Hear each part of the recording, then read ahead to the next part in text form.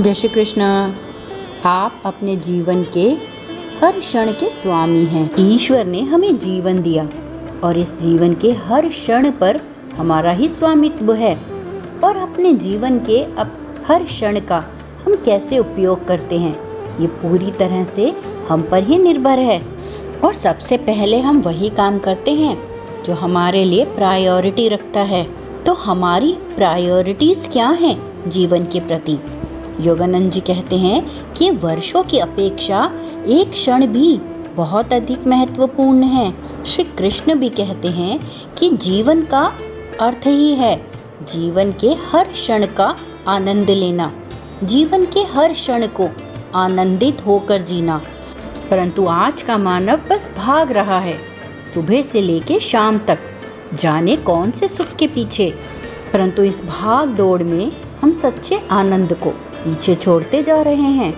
योगानंद जी कहते हैं कि आनंद तो एकमात्र ईश्वर की अनुभूति में है। मान ले कि आप स्वयं से कहते हैं कि आज मैं अभी से ध्यान करने के लिए समय निकालूंगा, तो इसे करें। कम से कम कुछ क्षणों तक तो अवश्य ध्यान में बैठें।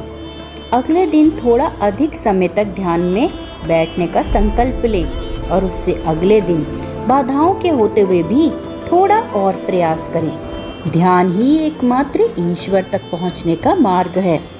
जब तक आप अपनी चेतना में ईश्वर के पूर्ण महत्व का अनुभव नहीं करते, तब तक आप ईश्वर तक नहीं पहुंचेंगे।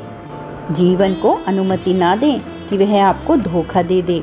उन अच्छी आदतों को बनाएं जो सच्चा सुख दें।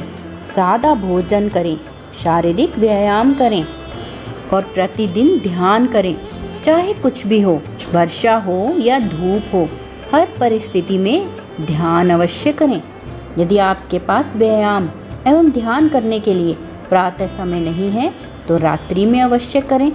प्रतिदिन ईश्वर से प्रार्थना करें कि हे प्रभु, चाहे मेरी मृत्यु हो जाए या संपूर्ण संसार टुकड़े टुकड़े हो जाए, आपके सानिध्य के लिए मैं प्रतिदिन समय अवश्य निकालूंगा, क्योंकि हर एक क्षण हमारे जीवन में बहुत महत्वपूर्ण है।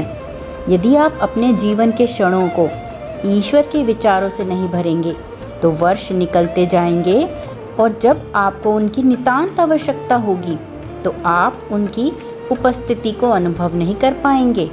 परंतु यदि आप अपने जीवन के क्षणों को दिव्य आकांक्षाओं से भरेंगे, तो आपके वर्ष स्वतः ही उनसे सराबोर हो जाएंगे। ईश्वर का निरंतर चिंतन करते रहने में ही आनंद है। ईश्वर के लिए ललक सदा बनी रहनी चाहिए। एक समय आता है जब आपका मन कभी भटकता नहीं, जब शरीर, मन और आत्मा की भारी से भारी वेदना भी ईश्वर की जीवंत उपस्थिति को आपकी चेतना से दूर नहीं कर सकती। क्या ये अद्भुत नहीं है कि हर समय ईश्वर में जीना, उनके विषय में सोचना और उनकी विद्यमानता के दुर्ग में रहना, अपने सानिध्य रूपी किले में रहना, जहाँ से ना तो मृत्यु ना कोई अन्य वस्तु आपको बाहर ले जा सकती है। ठीक आपकी वाणी के शब्दों के पीछे, ठीक आपके विचारों के पीछे, ठीक आपके हृदय के प्रेम के पीछे, ठीक आपकी इच्छा शक्ति के पीछे, ठीक आपके अहम भाव के पीछे ईश्वर की महान शक्ति है।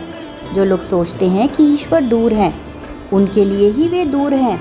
परंतु जो सोचते हैं कि ईश्वर तो निकट हैं, उनके लिए वे सदैव निकट हैं। श्री कृष्ण भी भगवद गीता में कहते हैं, जो मुझ परमात्मा को सर्वत्र देखता है और समस्त वस्तुओं को मुझ परमात्मा में देखता है, वह कभी मेरी दृष्टि से ओझल नहीं होता और ना ही मैं कभी उसकी दृष्टि से ओझल होता हूँ। प्रभु हमें कभी निराश नहीं करते। हम कहते हैं कि ईश्वर हमें दिखाई नहीं देते, परंतु वास्तव में वे महान प्रकट विश्व में दृश्यमान ही हैं।